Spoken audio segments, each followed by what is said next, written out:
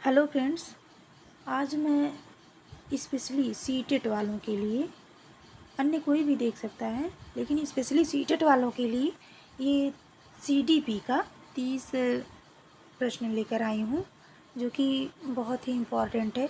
इसको आप लोग अच्छे से देख लीजिए, ये परीक्षा में काफ़ी हेल्पफुल होगा। तो आइए पहला प्रश्न देखते हैं। एक बच्चा अतीत की समान परिस्थिति में की गई अनुक्रियाओं के आधार पर नई स्थिति के प्रति अनुक्रिया करता है। यह किससे संबंधित है? तो इसका आंसर हो जाएगा सीखने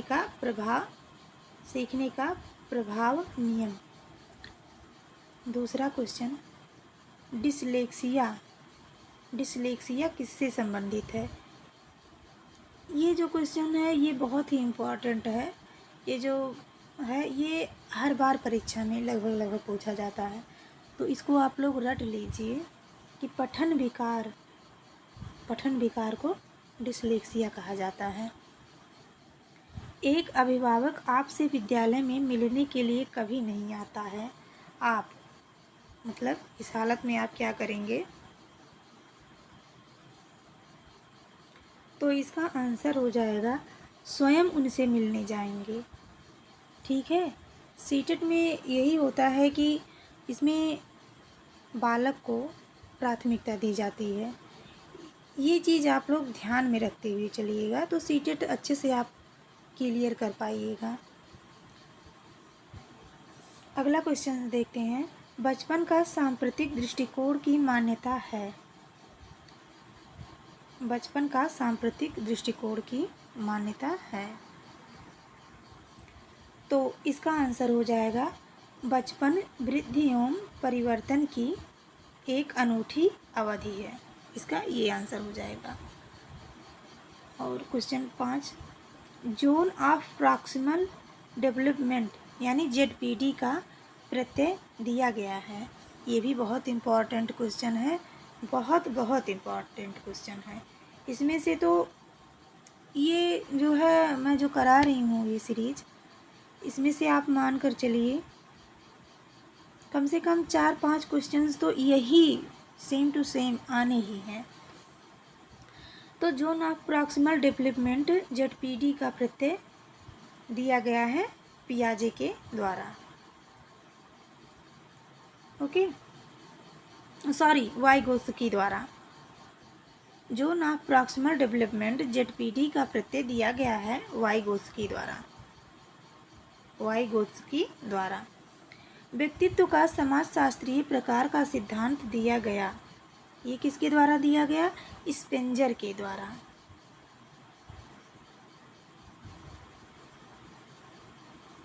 अगला क्वेश्चन देखते हैं।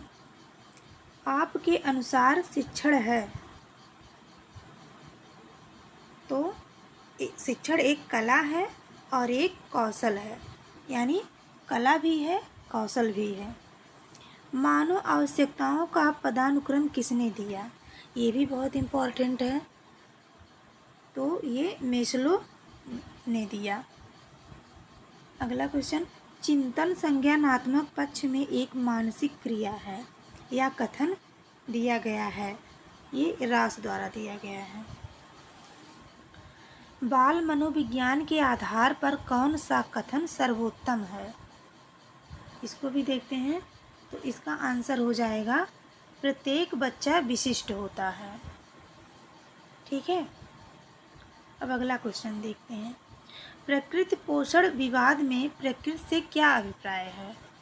तो इसका आंसर हो जाएगा जैविकीय विशिष्टताएं या वंशानुक्रम सूचनाएं।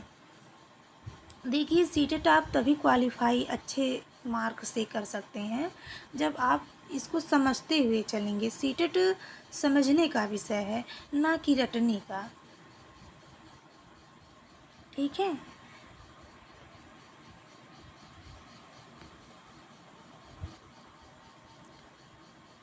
जन संचार माध्यम समाजीकरण का एक महत्वपूर्ण माध्यम बनता जा रहा है। उपर्युक्त वाक्य के संदर्भ में नीचे दिए गए कथनों में कौन सा कथन सबसे उपयुक्त है?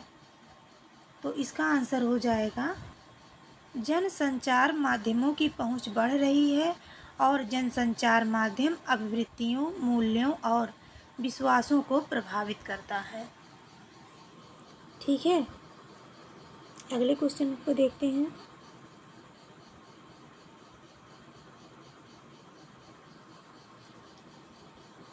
प्रश्न नंबर 13।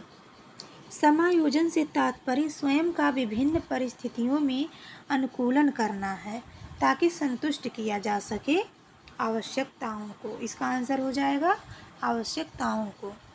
निम्न में से कौन सा व्यवहार भावनात्मक बाधा को प्रदर्शित नहीं करता है? तो ये शालीनता, इसका आंसर हो जाएगा शालीनता।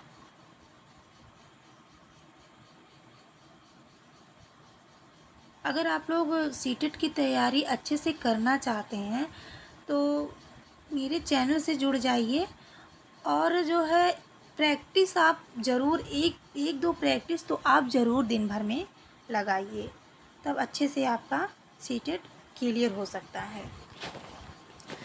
क्वेश्चन नंबर 15 को देखते हैं। अंतर्दृष्टि यानी सूझ द्वारा सीखने के सिद्धांत में कोहलर ने प्रयोग किया था, तो वनमानुषों पर उन्होंने ये प्रयोग वनमानुषों पर किया था।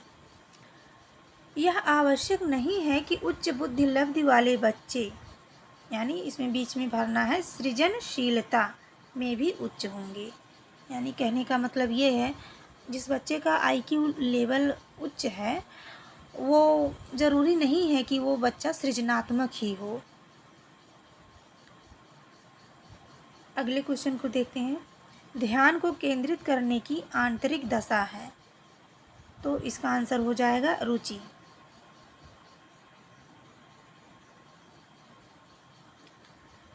प्रश्न 18। निम्नलिखित में से कौन प्रारंभिक बाल्यावस्था अवधि के दौरान उन भूमिकाओं एवं व्यवहारों के बारे में जानकारी प्रदान करते हैं जो एक समूह में स्वीकार्य हैं?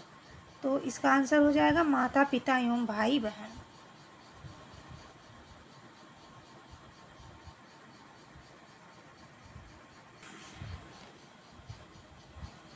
अगले क्वेश्चन को देखते हैं। विद्यार्थियों को स्वच्छता के लिए प्रेरित करने हेतु उन्हें स्वच्छता समिति का सदस्य बनाना प्रतिबिंबित करता है, तो इसका आंसर हो जाएगा प्रेरणा की सामाजिक सांस्कृतिक संकल्पनाएं। ठीक है,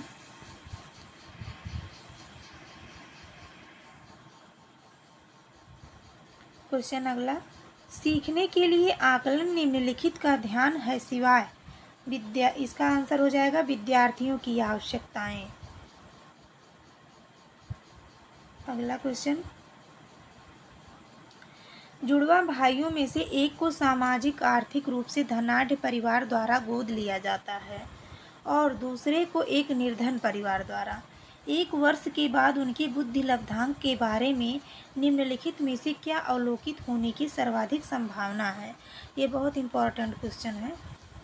ये पिछली परीक्षा में ये क्वेश्चन आया हुआ था, तो इसका आंसर हो जाएगा सामाजिक आर्थिक स्तर बुद्धि लब्धांक को प्रभावित नहीं करता है। इसका आंसर दूसरा हो जाएगा, नंबर 2। अगला देखते हैं। मानव विकास को क्षेत्रों में विभाजित किया जाता है जो है, इसका आंसर हो जाएगा मनोवैज्ञानिक, संज्ञानात्मक, संवेगात्मक और शारीरिक। निम्न में से कौन सा स्टर्नबर्ग का बुद्धि का त्रिस्तरीय सिद्धांत का एक रूप है?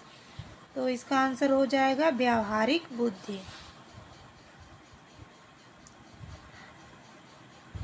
Question number 25। किसने सबसे पहले बुद्धि परीक्षण का निर्माण किया? तो अल्फ्रेड बिने। इसका आंसर हो जाएगा अल्फ्रेड बिने। अगले क्वेश्चन को देखते हैं। सीखने से संबद्ध प्रतिक्रिया सिद्धांत में पावलोव ने प्रयोग किया, तो उन्होंने कुत्ते पर प्रयोग किया था। नंबर 27। सूझ द्वारा सीखने के सिद्धांत का प्रतिपादन किया, तो किसने किया था? कोहलर ने। एक विद्यार्थी उच्च स्तरीय सृजनशील रंगमंचीय कलाकार बनना चाहता है, उसके लिए निम्नलिखित में से कौन सा उपाय सबसे कम प्रेरक होगा?